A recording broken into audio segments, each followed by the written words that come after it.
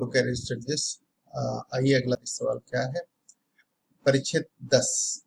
भारत के लोग बहुत अधिक संख्या में निर्धन है और मुश्किल से सिर्फ 10% व्यक्ति संगठित क्षेत्र में नियोजित है। हमें विश्वास दिलाया जा रहा है कि प्रबल आर्थिक समृद्धि से पर्याप्त रोजगार उत्पन्न हो रहे हैं, लेकिन ऐसा नहीं है।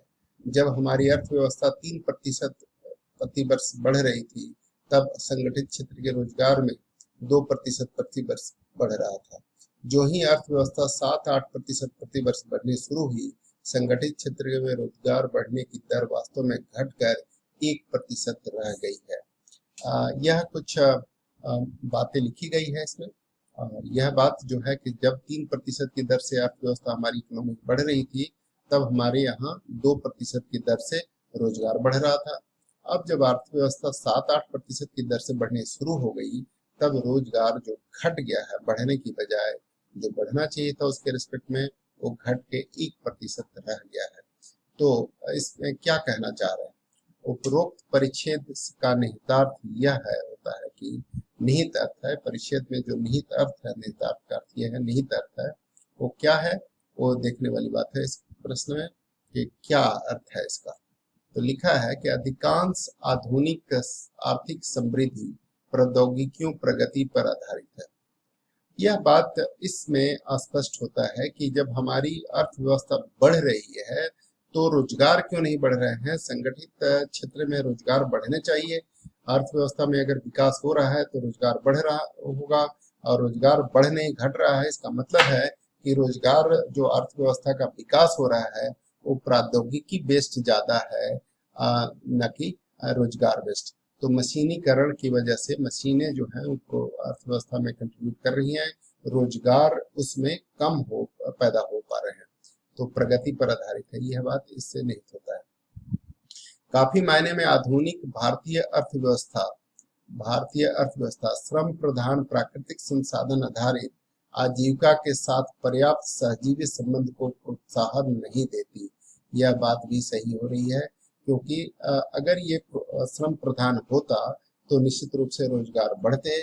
अगर ये श्रम प्रधान होता तो रोजगार बढ़ते, रोजगार घटते नहीं। और प्राकृतिक संसाधन आधारित अगर होता तब भी प्राकृतिक संसाधन के दोहन के लिए, उत्पादन के लिए रोजगार बढ़ते। तो ये सब नहीं है। इसका अर्थ है रोजगार बढ़ा नहीं है।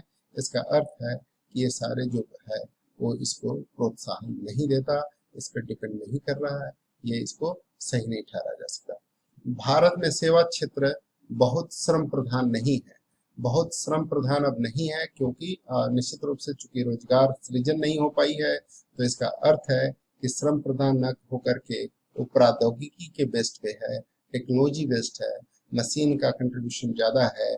इसलिए जो है वो रोजगार जो है बढ़ने की दर जो है वो घट गई है, न कि बढ़ी है, और 1% हो गई। तो ये तीनों ही बात इससे निहित होता है, क्योंकि तीनों ही कारक है जिसकी वजह से रोजगार में कमी हुई है। चौथा, साक्षर ग्रामीण जनसंख्या संगठित क्षेत्र में प्रवेश करने की इच्छुक नहीं है। यह बात नहीं लिखी हुई है, इसमें कहीं पर भी परिलक्षित नहीं होती। साक्षर और निरक्षर की तो बात ही नहीं है।